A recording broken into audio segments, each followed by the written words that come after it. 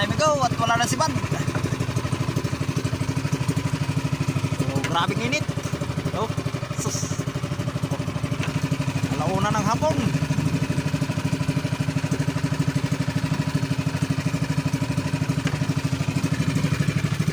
So, yan migo.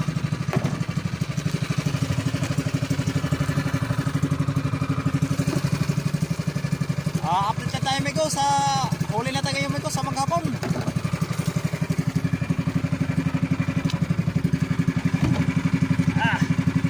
So migo, bibigyan natin yung mamaya migo.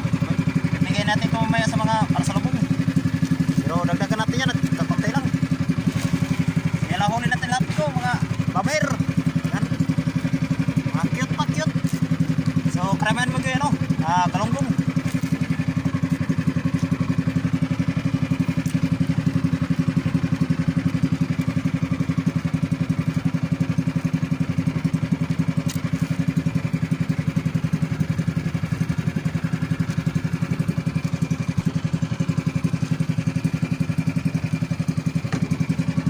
So yung hasa, kapunti lang yung hasa natin. Wala pa yatang 5 kilo.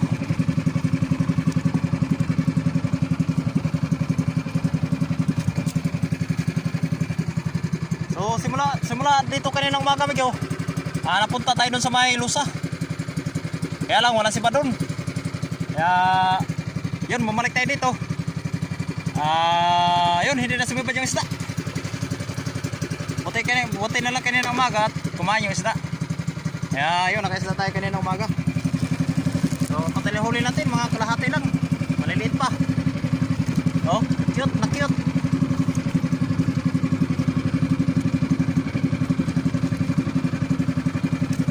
Ano tayong migo?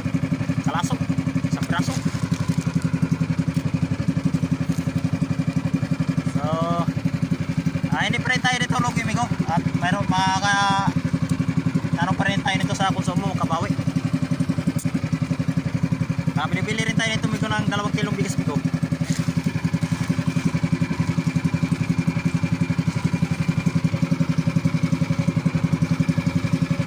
So yun, ay pauwi na at wala na si Bad. Grabing init.